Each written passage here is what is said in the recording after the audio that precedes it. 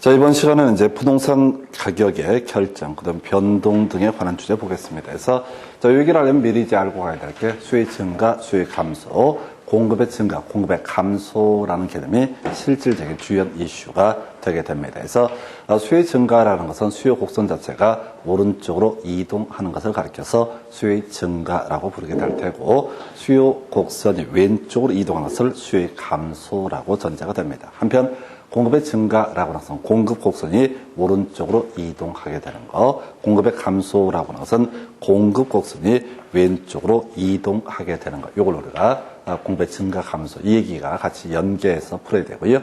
제일 처음에 나오는 주제가 바로 수요 곡선하고요, 공급 곡선에 만나는 점, 이걸 우리가 균형점이라고 부르게 됩니다. 그래서 자, 균형 가격, 균형 거래량이라는 개념이 나올 텐데, 자, 수요 곡선과 공급 곡선의 접점, 이걸 우리가 균형 가격, 균형점이라고 얘기를 해요. 근데 이제 실제 문제를 풀어갈 때는 수요 함수와 공급 함수가 같아지는 그 점을 뭐라고 한다? 균형점이라고 부르게 됩니다. 그래서 개념은 간단해요. 그래서 수요 곡선 있습니다. 우 하향하는 모습의 곡선이 되겠고, 자, 공급 곡선 우 상향하는 모습의 공급 곡선이 됩니다. 그래서 자, 수요와 공급이 만나는 이 점을 균형점이라고 부르게 될 거고, 보통 2라고 표시합니다. 그 다음에 이제 이 균형점에 대응하는 가격을 균형 가격이라고 부르고, 균형점에 대응하는 거래량을 균형 거래량이라고 부르게 됩니다. 그래서 뭐 이런 게 있어요. 그래서 이 문제는 뭐 간단하게 이제 치고 가야 되게 수요와 공급이 똑같아지는 점, 그 점이 어떻다?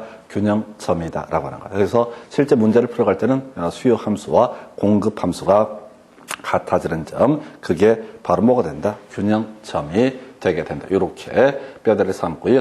뭐 나머지 이슈들은 큰 이슈가 안 되고, 자, 예를 들어서 이렇게 균형점이 있다는 상태 하에서 이런 경우 있다 하십시다. 어떻게 해서 가격을 강제적으로 이렇게 내리게 된다. 국가에서 이 가격만 받아라라고 이렇게 얘기를 합니다. 그러면 이제 이 공급자 입장에서는 이 가격대에서는 얼마? 이만큼만 공급할 의사가 있다. 근데 이 가격대가 되면 수요자 입장, 수요 곡선 입장에서는 이만큼을 얻었다. 수요가 있을 것이다. 그래서 결과적으로 수요가 더 많은 상태, 초과 수요가 발생하고요. 초과 수요가 발생하면은 사람들이 줄을 서기 때문에 공급은 딸리고, 그래서 결국은 가격은 균형점으로 수렴하게 된다. 이런 식의 논리죠. 그 다음에 만약에 가격을 특정 시점에 국가에서 어떻게 하다 보니까 P2라고 하는 높은 점에다가 설정을 하게 된다. 그럼 이제 이렇게 높은 가격을 책정을 하게 되면 수요 곡선이라고 하는 수요자 입장에서는 이만큼만 수요가 있습니다. 그런데 공급자 입장에서는 어떻다? 이만큼 더 많이 공급을 하겠다고 하겠죠. 그럼 이제 초과 공급이 발생하게 될 테고, 초과 공급이 있으면 당연히 어떻다? 바로 균형점으로 수렴하게 된다. 이런 식의 논리 구조인데, 뭐 시험 문제는 그냥 단순해요. 자, 39페이지 보게 되면 지문 한번 체크해 볼까요? 부동산의 초과 공급은 임대료 하락시키는 요인으로 작용한다라고. 가격은 어떠? 초과 공급이 있으면 어떻다? 가격은 하락한다. 이걸 이제 임대료를 하락시키는 요인, 이런 표현을 쓰고 있고요. 그 다음에 초과 수요라고 하는 것은 가격을 상승시키는 요인이다. 큰 의미는 없습니다. 그래서 이렇게 초과 수요, 초과 공급의 의미 설명드렸고요. 자, 관련 기출문제 세 문제가 최근 출제가 됐어요. 30회 때 이제 출제가 됐던 문제이기도 합니다. 30회 때 문제가 좀 특이하게 나왔었고요. 자, 문제 간단합니다. 지금 이제 이렇게 되어 있어요. 1번 문제, 교재 39페이지 문제 보고 있습니다. 아파트 시장에서 T시점에서 T+1 시점으로 변화할 때 균형 가격과 거래량의 변화, 균형량의 변화 이렇게 되어 있고요. 자, 아파트 공급 함수는 QSEP라고 주어져 있습니다. 그래서 공급 함수는 변화가 없는데 수요 함수가 두 개가 나오네요. 첫 번째 시점에서는 900-P, 두 번째 시점에서 뭐가 된다? 1500-P. 다른 거 다 필요 없고, 이거라고. 균형점이 뭐라고요? 수요 함수와 공급 함수가 같아지는 점, 공급 함수와 수요 함수가 같아지는 점을 뭐라고 한다? 균형점. 그럼 첫 번째 균형점은 이렇게 가는 거죠. QS는 EP라고 주어져 있죠. 그래서 QS와 QT1, 첫 번째 수요함수가 같아지는 점이 뭐가 된다? 균형점이다. 그래서 EP라고 하는 것이 공급함수예요. 그럼 첫 번째 수요함수는 900-P라고 이렇게 돼 있죠. 그래서 P로 정리하면 3P는 뭐가 된다? 900이 되게 된다. 그래서 여기 나온 게 3P는 900이다 라고 할 것. 그래서 P는 얼마? 300이라는 값이 되게 됩니다. P가 뭐죠? 가격을 의미하게 됩니다. 가격이 300이라고요. 그럼 균형점에서 가격은 300이니까 300을 대입하면 균형 거래량이 나오는 거죠. 이 300을 어디에다가 2P에다 대입해도 되고 900-P에도 대입해도 결과물은 똑같이 나옵니다. 그래서 이 가격이 300일 때 거래량이라는 것은 얼마? 600이라는 값이 나오게 된다. 이게 첫 번째 균형 가격과 첫 번째 균형 거래량이라는 개념이고요.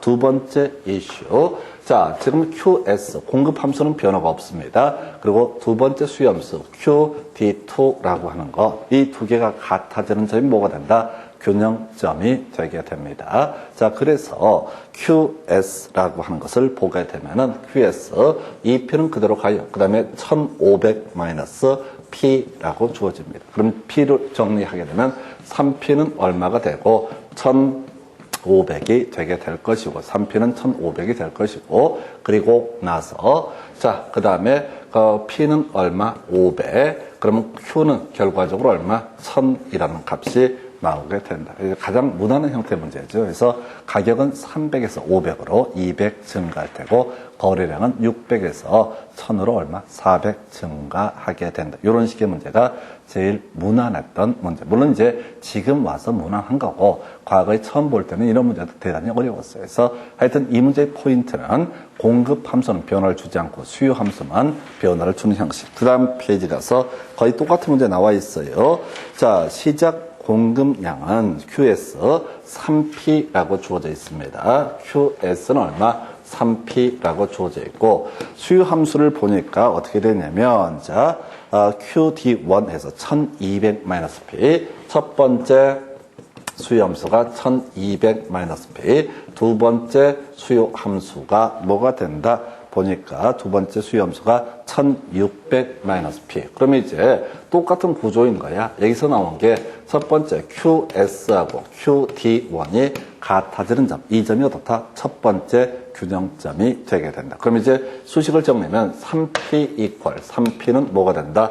1200-P라고 하는 거. 해서 4P는 1200이니까 P는 얼마? 300이 될 테고 이걸 300을 대입하면 자, Q 거래량이라고 하는 것은 얼마? 900이라는 값이 나오게 된다. 이렇게 해서 첫 번째 균형 가격은 300, 균형 거래량은 900 이런 값이 나오게 될 테고요.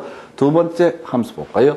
QS equal QD2라고 이렇게 수식을 잡아줘야 되죠. 근데 뭐 실제 할 때는 그냥 바로 써버리지. 3P는 1600-P 4P는 뭐가 되고 1600이 될 테고 그래서 4P가 1600이니까 P는 얼마가 된다? P는 400이라는 값이 나올 테고 이거 대입하면 돼. 대입하면 거래량이라고 하는 것은 얼마? 1200이라는 값이 나온다. 그래서 가격은 300에서 400으로 100이 상승할 테고 거래량이라는 것은 900에서 1200으로 300이 상승하게 된다. 이것은 가격만 물어봤나요? 100 상승. 좀 오래전 문제라서 가격만 물어봐요. 가격만. 그리고 나서 이제 3번 문제가 30회대 문제인데 좀 독특하게 구성했어요. 첫 번째 문제 유형이 바뀌는 게 수요 함수라고 하는 것은 변화가 없고 이제 공급 함수를 어떻게 공급 함수를 지금 이제 변화를 주는 방식이 되게 됩니다. 그리고 공급 함수가 기존 문제로 좀 틀리게 구성이 됐죠. 그래서 보니까 지금 3번 문제 어느 도시의 임대주택의 시장의 수요 함수 QD1은 800-P가 되게 된다. 800- 자 2P인가요? 800-2P 이렇게 되어 있네요. 첫 번째 수요 함수 QD라고 하는 것은 800-2P. 두 번째 그런데 자 공급 함수가 두 개가 나오네요. 공급 함수 P는 얼마가 처음에 주어져 있냐면은 바로 200이라는 값이 주어져 있고 그다음에 P2라고 하는 것은 얼마? 300. 그래서 그냥 단순한 거야. 이거는 이제 수요 공급이 뭐 같아지고 말고도 할 것도 없이 가격을 미리 주고 있다고. 가격을 미리 주고 있다고요? 진짜 대입하면 되는 거야. 그러면 이제 첫 번째 자, 보게 되면, 자, 거래량만 이제 대입하면 되는 거죠. 자, 여기다가 200을 대입하게 되면 첫 번째 거래량은 얼마가 된다? 400이라는 값이 나오죠? 800 마이너스 2 곱하기 200이니까 두 번째 거래량이라고 하는 것, 두 번째 거래량이라고 하는 것은 자, 300에는 300 대입하면 200이라는 값이 나온다. 그래서 거래량은 얼마? 200이 감소하게 된다. 이렇게 되는 거죠. 거래량은 일단 200이 감소한다. 그러고 나서 두 번째 물어본 게 공급 곡선은 가격에 대해서라는 표현 쓰고 있죠. 탄력적이냐 비탄력적이냐. 자, 가볼까요? 우리 이렇게 갔었죠. 탄력적이다라고 하는 것은 이게 뭐가 된다? 탄력적이다. 완전 탄력적이다. 그 다음에 완전 비탄력적이다라고 하는 것은 뭐라고 했어요? 수직선을 가리켜서 완전 비탄력적이다. 자, 근데 공급은요, 첫 번째의 경우 무조건 200. 가격을 기준으로 설마 이게 200. 두 번째 공급함수는 뭐가 된다? 300이라고 하는 것. 이렇게 해석을 하게 되는 거죠. 그래서 이것은 그냥 수평선에 해당이 되니까 어떻다? 완전 탄력적이다. 좀 새로운 형태의 문제가 구성이 됐어요. 출제자는 사실은 아주 쉽게 주려고 몸부림을 친 거예요. 두 번 계산하지 않게 하려고. 그런데 지금 이 문제 지금 다시 공급 곡선이 P는 200, P는 300이라고 주어져 있잖아요. 그 얘기는 수평선이잖아. 자, 수요량의 변화와 상관없이 무조건 가격이 200이다 또는 300이다. 그걸 우리가 완전 탄력적이라고 얘기를 하게 됩니다. 그래서 답은 5번 이렇게 좀 특이했던 문제. 그래서 앞으로 문제는 빤해요. 다시 혹시 나온다고 하면은 수요함수는 변화를 안 줄 테고 아마 공급함수를 변화를 주는 방식으로 줄 테고 앞에랑 거의 구조는 똑같습니다. 그래서 이게 균형의 결정이라는 개념이 되겠고, 자, 균형의 변동이라고 하는 거 간단하게 설명드리겠습니다. 너무 간단한 주제예요. 자, 앞에서 설명드릴 때 자, 이런 얘기 있었죠. 수요가 증가한다. 오른쪽으로 이동한다. 그 다음에 수요가 감소한다. 왼쪽으로 이동한다. 근데 조금 이제 어렵게 설명하면, 자, 수요가 증가한다는 얘기. 자, 첫 번째 균형점, S, 공급 곡선은 변화가 없고요. D0라고 해서 첫 번째 이렇게 균형점이 잡혔습니다. 수요가 증가한다는 얘기는 어떻게 한다? 수요 곡선이 오른쪽으로 이동한다. 근데 오른쪽으로 이동한다는 표현은 약간 우상향이라는 의미를 가지고 있습니다. 수요가 감소한다는 얘기는 수요 곡선이 왼쪽으로 이동한다. 좌하향이라는 의미를 가지고 있습니다. 그래서 우리 앞에서 공부하실 때 단순화시키면 증가는 오른쪽, 그 다음에 감소는 왼쪽. 이런 식으로 이제 공부를 했는데 조금 디테일한 걸 30회 때 물어봤어요. 우상향이라고 하는 거, 우상향이라고 하는 거, 이게 수요의 증가. 좌하향이라고 하는 거, 이게 수요의 감소. 근데 이걸 우상향, 좌하향 이렇게 외울 게 아니라 그냥 그려보시면 당연히 의미를 이해를 하실 수가 있습니다. 그래서 자, 그러면 이제 만약에 수요가 증가한다. 그러면 이제 공급은 변화가 없으니까 가격은 상승할 테고 거래량은 증가한다. 수요가 감소하면 가격은 하락할 테고 거래량은 감소하게 된다. 이렇게 봐야겠고요. 그 다음에 공급의 증가 볼까요? 자, 공급 곡선이 오른쪽으로 이동하게 되는 것을 공급의 증가, 공급 곡선이 왼쪽으로 이동하는 것을 공급의 감소라고 부르게 됩니다. 자, 그래서 하나의 균형점이 있습니다. 공급이 증가하게 됩니다. 공급 곡선을 오른쪽, 약간 내려가는 느낌입니다. 그러면 가격은 하락할 테고 거래량은 증가한다. 공급이 감소하면 좌상향의 모습을 갖게 될 테고 이때 가격은 상승하게 될 테고 거래량은 감소한다. 무조건 그리셔야 돼. 이건 절대 머릿속으로 하면 안 되고 무조건 그리시면 해결이 되는 문제입니다. 자, 그리고 나서 이제 두 가지 경우의 수를 볼까요? 자, 지금 이제 좀 더 볼게. 수요가 완전 탄력적일 때라고 전제를 깝니다. 완전 탄력적은 자, 가격 변화율이 아주 미세한데 수요량의 변화율이 무한대로 하는 거, 수평선을 가리켜서 뭐라고 한다? 완전 탄력적. 그래서 수요가 완전 탄력적일 때 자, 첫 번째 수요 곡선 그려져 있어요. 그리고 공급 곡선, 공급이 증가하게 되면은 이때 가격이라고 하는 것은 변화가 없고 거래량은 어떻다? 증가한다. 거꾸로 이제 공급이 감소하면 공급 곡선이 왼쪽으로 옮겨간다. 이런 의미가 될 테고요. 가격은 역시 변화가 없죠. 그러나 거래량은 감소하게 될 것이다. 라고 할 것, 이렇게 보셨고요. 자, 수요가 완전 비탄력적이다. 수요 곡선이 이제 수직선으로 이렇게 서 있는 상태가 되겠습니다. 수요 곡선이 없다고요? 수직선으로 서 있는 상태를 가리켜서 바로 이걸 우리가 완전 비탄력적이라고 얘기를 합니다. 그럼 이제 첫 번째 공급 곡선 그려놓겠죠? 공급이 증가하게 되면 가격은 하락하고 거래량은 변화가 없다. 거꾸로 공급이 감소하게 되면 가격은 상승하고 거래량은 변화가 없다라고 하는 거, 이렇게 그림을 볼 수 있겠고요. 자, 공급이 완전 탄력적일 때 한번 보겠습니다. 누워있는 게 공급 곡선이야. 자, 수요가 증가한다는 얘기는 수요 곡선이 우상향. 그래서 이때는 가격은 변화가 없고 거래량은 증가한다. 이건 무조건 한 번씩만 그려보시면 다 알 수 있어요. 그리고 자, 수요가 감소한다라고 하면 가격은 변화가 없고 거래량은 어떻다? 바로 감소하게 된다. 이런 식으로 그려보면 다 되는 문제야. 공급이 완전 비탄력적일 때 가볼까요? 공급 곡선이 수직선이 되게 됩니다. 수요라고 하면 한번 그려주죠. 수요가 증가한다는 얘기는 가격은 상승하고 거래량은 변화가 없다. 수요가 감소한다는 얘기는 거래량은 변화가 없고 가격은 하락하게 된다라고 할 것. 이렇게 해서 공급이 완전 비탄력적일 때까지 보셨고요. 조금 더 응용 들어가 볼까요? 지금 작년에 나왔던 문제와 관련이 되어 있는데, 자, 지금요, 수요 곡선이 완전 탄력적이다라고 한번 전제를 해보겠습니다. 수요 곡선이 완전 탄력적이다라고 했을 때, 지금 공급이 증가하는 거 말고요. 공급이 증가하는 거 말고 수요가 증가하는 경우가 있을 수 있다. 그러면 수요 곡선은 어떻게 한다고요? 우상향으로 이동한다고 그랬었죠? 다시, 이게 작년에 좀 어렵게 나왔던 문제, 그동안 한 번도 안 나왔던 문제 패턴이 출제가 됐어요. 자, 수요가 완전 탄력적이다. 사실 그림 수요가 완전 탄력적이다 라고 했을 때 수요가 증가한다는 얘기는, 자, 엄밀히 얘기하면 우상향이라고 그랬었죠? 앞에서 그림 가지고 수요가 증가한다는 얘기는 오른쪽 약간 위로 올라가는 느낌을 주는 거죠? 그죠? 우상향. 그래서 이걸 갖고 수요가 완전 탄력적일 때, 수요가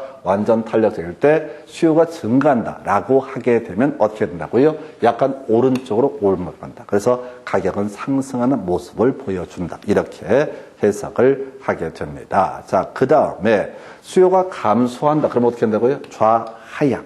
왼쪽 아래로 내려가는 느낌을 주게 된다. 이 얘기가 시험에 나왔어요. 어려웠어요. 자, 그러면 똑같은 구조로 가볼까요? 이게 만약에 수요 곡선이 아니라 공급 곡선이다라고 한번 전제해보겠습니다. 공급 곡선이 완전 탄력적이다라고 한번 전제를 해볼게요. 공급 곡선이 완전 탄력적이다. 그러면 공급의 증가는 우하향이라고 그랬었죠? 공급의 증가는, 이거 나와 있잖아. 우하향. 약간 아래로 가는 거죠? 공급의 증가는 어떻다? 우하향. 이렇게 가는 거야. 공급의 감소는 어떻다? 좌상향. 이해되셨어요? 이 문제가 나왔어. 아주 어려웠던 문제. 그래서 전에는 오른쪽, 왼쪽 정도. 이것만 물어 알아도 문제 풀 수 있게 구성하다가, 이제는, 자, 수요가 증가한다. 그러면 우상향. 약간 올라간 느낌. 수요가 감소한다는 어떻다? 좌하향. 자, 좌하향. 그 다음에 공급이 증가한다. 일단 우가 될 텐데, 하향 이런 식으로 이렇게 봤습니다. 그래서 자, 이 정도 가지고요. 지문 몇 개 가지고 정리해 드리겠습니다. 여러분 교재 기준으로 몇 페이지부터 41페이지부터 자, 가보겠습니다. 자, 이건 무조건 연상 꺼내 놓고 그려 보셔야 돼. 그냥 눈으로 보면 안 보여요. 눈으로 보면 절대 안 보이니까 41페이지 핵심 지문부터 볼 텐데 무조건 연습장에다 그려보셔야 돼요. 그려보시면 이게 다 정리가 돼요. 자, 먼저 보니까 공급이 불변이고 수요가 감소하는 경우. 자, 그려보면 되는 거예요. 그려보면 아주 쉬워. 아주 쉬워. 공급이 아주 쉬워. 아주 간단한 주제가 되는 거예요. 자, 공급이 불변이고. 그래서 공급 곡선 어떻게 그려야 돼? 요렇게. 하나 그리는 거죠? 그죠? 공급은 변화가 없어. 그리고 수요가 감소하는 경우. 첫 번째 수요 곡선 D자로 수요가 감소하는 왼쪽 아래로 가는 거죠. 이렇게 하면 어떻다? 가격은 하락하고 거래량은 어떻다? 감소하게 된다. 해서 1번 틀렸죠? 다시 한 번만 가볼게요. 무조건 이거 나오면 그려야 돼요. 절대 눈으로 봐서는 헷갈려요. 자, 무조건 무슨 얘기를 하든 간에 수요, 공급, 여자 먼저 그려놔야 돼. 균형점을 먼저 잡아놔야 돼. 그리고 나서 공급은 그대로 있는데 수요가 감소한다라고 하게 되면 이런 선을 긋게 되는 거지. 요렇게. 그래서 어떻다? 기존 대비 가격은 하락하고 거래량은 어떻다? 감소하게 된다. 머리로 하면 안 되고 무조건 연습적으로 한 번만 그려보시면 다 게임 잡을 수 있어요. 두 번째, 수요가 불변이고 공급이 증가하는 경우. 자, 또 그려보는 거야. 자, 먼저 수요, 그다음에 공급. 수요가 불변이고 공급이 어떻게 한다? 증가한다고 되어 있나요? 공급이 증가한다. 그러면 공급 곡선 얘가 요렇게 가야 되는 걸 공급의 증가라고 부르죠. 그죠? 그럼 공급이 증가하게 되면 어떻다? 가격은 하락하게 될 것이고 거래량은 어떻다? 증가하게 된다. 이렇게 해석합니다. 그래서 오른편. 자, 균형 상태인 시장에서 건축 원자재 가격이 하락하면 좀 어려웠다. 그러면은 균형 거래량은 감소하고 균형 가격이 하락. 이게 좀 어려웠어. 자, 지금 이 문제 취지는 균형 상태인 시장이라고 해서 먼저 수요와 그 다음에 공급을 일단 그려놔. 공급, 수요 그려놓고 나서 지금 원자재 가격이 하락한다. 앞에서 공부했던 거랑 연계되는 거야. 원가가 하락하게 되면 어떻다? 공급의 증가입니까? 감소입니까? 공급의 증가가 되는 거죠. 공급의 증가라고 하면 공급 곡선을 어떻게? 요렇게 자, 오른쪽으로 내려줘야 되죠. 그러면 가격은 어떻다? 하락하고 거래량은 증가한다. 이 문제가 어려웠어. 공급이 증가한다, 감소한다 이런 표현을 쓰지 않고 돌려서 구성을 했어요.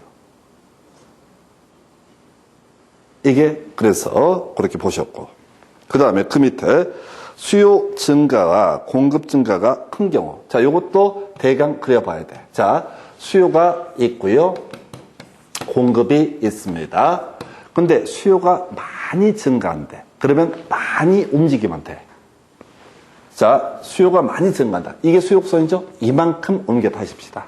이게 D1이야. 근데 공급이 적게 증가한대요. 공급은 이렇게 가는 거죠? 살짝.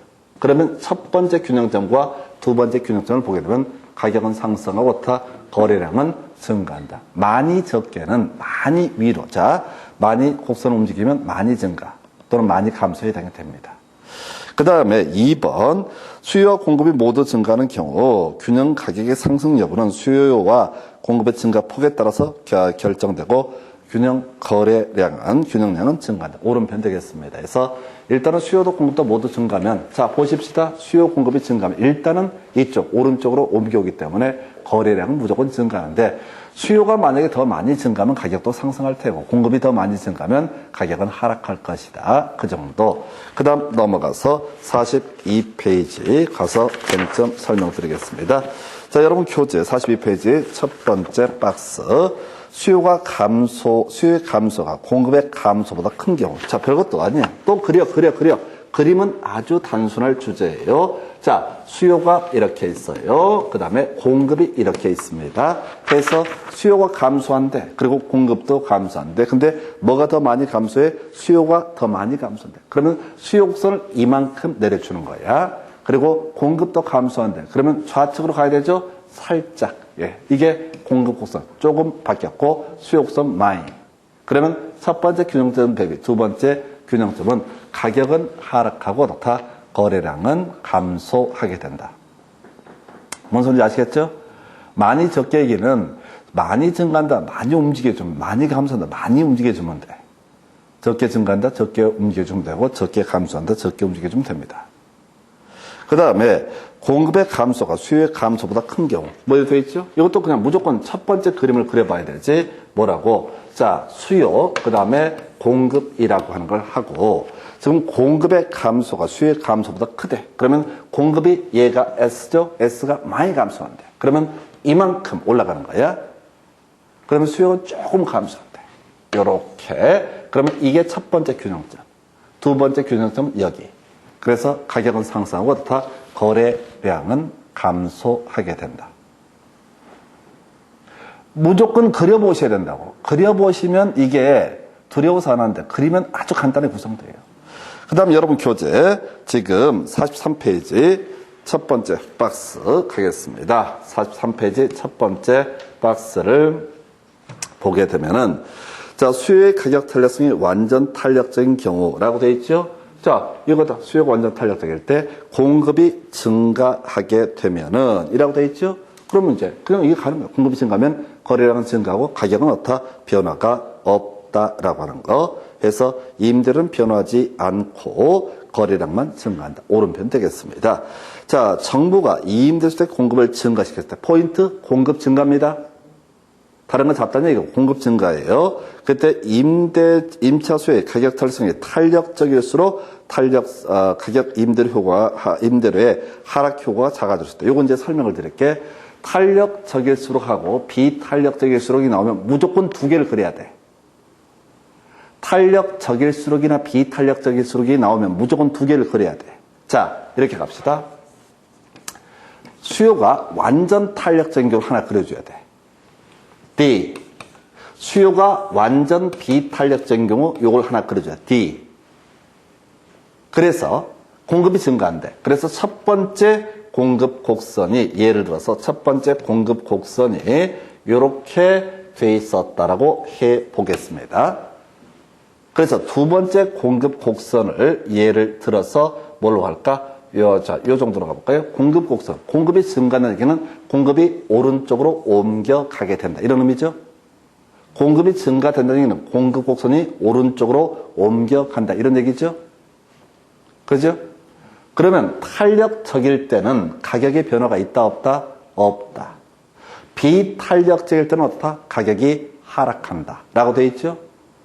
그러면 비탄력적일수록 어떻다? 가격이 더 많이 하락한다. 이렇게 해석하는 거예요. 그래서 지문 다시 가겠습니다. 정부가 공급을 증가시켰을 때 탄력성이 클수록 임대료 하락 효과가 작아진다. 맞죠? 탄력적이면 어떻다? 가격 변화 없었죠? 그죠? 비탄력적일수록 어떻다? 가격 변화가 컸었죠.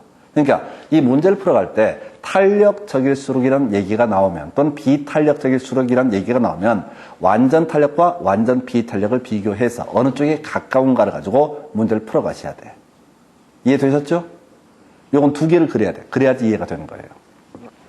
3번 수요의 가격 탄력성이 완전 탄력적일 때 공급이 증가할 때 가격은 상승한다. 이것도 되게 간단한 거잖아. 완전 탄력 때 공급이 증가하면 가격은 변화없고 거래량만 증가한다. 그 다음에 4번 수요의 가격 탄력성이 완전 탄력성에 수요가 증가할 경우 이게 작년 문제 어려웠어. 수요의 가격 탄력성 이렇게 되어 있다고. 완전 탄력적이래. 그러면 수요가 증가한다. 공급이 아니라. 수요가 증가하면 어떻게 돼? 약간 오른쪽 위로. 그래서 가격은 어떻다? 상승하게 된다. 그래서 이게 가격은 변하지 않는다라고 해서 틀리게 뽑았어요. 이 문제가 새로운 문제, 유형의 문제입니다. 그 다음에 5번 부동산 시장에서 기술 개발로 부동산 공급이 증가하는 경우 다른 거 빼버리고 공급 증가죠. 수요의 가격 탄력성이 작을수록 이라고 되어 있죠. 이게 또 그려봐야 되는 거야. 자, 다시 갑시다. 완전 탄력적인 경우 이 그림이야. 완전 비탄력적인 경우 둘 다 공급 증가하죠. 공급 둘 다 증가하잖아요. 그러면 비탄력적일수록 자, 다 작을수록 가격의 하락폭이 커진다. 비탄력적일수록 가격이 하락하죠. 완전 비탄력 때 가격 하락하잖아요. 이 얘기를 하는 거예요. 약간랑 똑같은 지문이에요. 그 6번은 중복돼서 생략을 하고요. 자, 그 다음에 두 번째 박스. 공급이 가격에 대해서 완전 탄력적인 경우. 이번엔 이제 공급이 완전 탄력적인 경우라고 되어 있습니다. 공급이 완전 탄력적이다. 공급이 수평선이에요.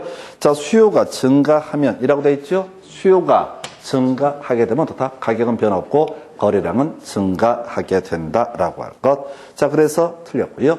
2번 공급이 가격에 대해서 완전 탄력적인 경우 수요가 증가하면 가격은 변하지 않고 거래량만 증가한다. 똑같은 얘기 옛날 문제다 보니까 이렇게 구성을 했고요. 그 다음 페이지 넘어가세요. 자, 그 3번 질문. 부동산 수요가 증가할 때 공급 곡선이 탄력적일수록 똑같이 그리고 들어가야 돼. 공급이 완전 탄력, 공급이 완전 비탄력이라고 이렇게 그려놓고 나서 두 가지 경우를 그려놔야 돼. 그리고 뭐라고 써? 수요가 증가할 때라고 돼 있죠. 그러면 첫 번째 수요 함수 요렇게 그렸다 하십시다. 두 번째 수요 함수 빨간색으로 가볼까요? 자, 수요가 증가하면 이렇게 되는 거죠. 수요가 증가하면 이렇게 되게 되는 거죠. 그러면 탄력적일 때는 가격 변화가 없는 것이고 비탄력적일수록 어떻다? 가격이 상승하게 된다. 그래서 보니까 탄력적일수록 가격이 더 크게 상승한다. 틀렸죠? 탄력적이면 어떻다? 가격이 상승하지 않는다. 비탄력적일수록 어떻다? 가격이 상승하게 된다. 이렇게 가시게 되는 거예요. 감 잡으셨죠? 무조건 그래야 돼. 그리면 다 해결돼. 그 다음에 자 4번 지문 정부가 이건 아까 봤던 지문이고요. 생략하고 5번 부동산 수요가 증가하면 공급이 비탄력적일수록 시장 균형 가격이 더 크게 상승한다. 자 수요가 증가할 때 자 이 얘기죠. 공급이 비탄력적일수록 가격이 더 크게 상승하게 된다. 오른편. 그 다음에 지금 6번 지문이었나요? 자, 공급이 가격에 대해서 완전 비탄력적인 경우라고 되어 있습니다. 수요가 증가하면, 이건 간단한 거다. 자, 공급이 완전 비탄력적일 때 수요가 증가하면 가격은 상승하고 거래량은 변화가 없다라고 해요. 그래서 6번 틀리게 뽑았고요. 공급이 가격에 대해서 완전 비탄력적인 경우 수요가 증가하면 가격은 상승하고 거래량은 변화가 없다인데 거래량 증가한다. 틀리게 뽑았고 8번 공급이 가격에 대해서 완전 비탄력적인 경우 수요가 증가하면 균형 가격은 변하지 않고 틀렸죠. 그래서 자 비탄력적인 뭐라고요? 가격은 상승하고 거래량은 변화가 없다. 그 정도까지 보셨습니다. 옆에 관련 기출문제까지 가볼까요? 자, 아파트 시장에, 자, 1번 문제입니다. 균형 가격과 균형 거래량 변화에 관한 설명, 틀린 것은 이렇게 되어 있습니다. 그래서, 자, 공급이 불변이고 수요가 감소. 자, 그려봐야 돼.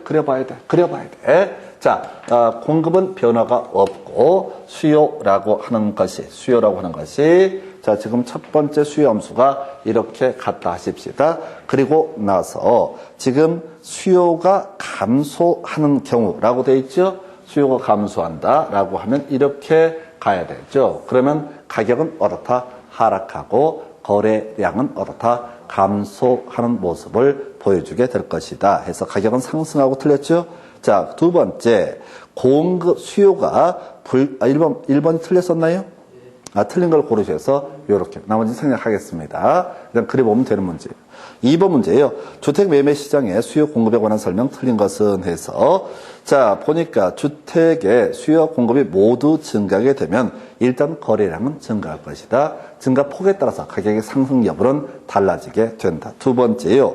수요의 가격 탄력성이 완전 탄력적인 경우라고 되어 있죠. 또 그려봐야 돼. 수요의 가격 탄력성이 완전 탄력적인 경우 이렇게 그려놓고 자 공급이 증가되게 되면 균형 가격 공급이 한 번 그려줘야 돼. 공급이 요렇게 공급이 한 번 더 증가하게 되면 요렇게 첫 번째 균형점 여기 두 번째 균형점이 여기. 그래서 가격은 변화가 없고 거래량은 어떻다? 증가하게 된다라고 하는 거 해서 맞나요? 자, 그 맞고 3번 해당 주택의 가격 변화에 따른 의한 수요량의 변화는 동일한 수요 곡선상 점의 곡선상의 이동으로 나타난다 해서 제일 앞에 공부했던 거죠. 가격을 기준으로 해서 구입하던 최대 수량의 변화는 수요량의 변화이고 수요량의 변화라고 하는 것은 뭐야? 하나의 수요 곡선상 점의 이동으로 나타나게 된다. 맞고요.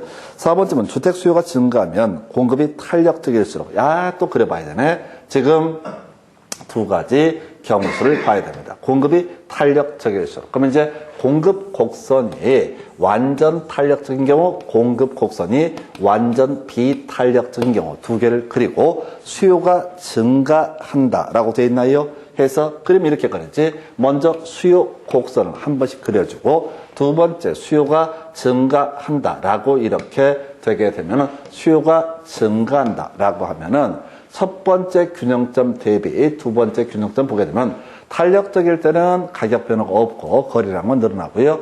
비탄력적일수록 어떻다? 가격이 상승하게 된다라고 해서 탄력적일수록 가격이 크게 상승한다. 틀렸죠?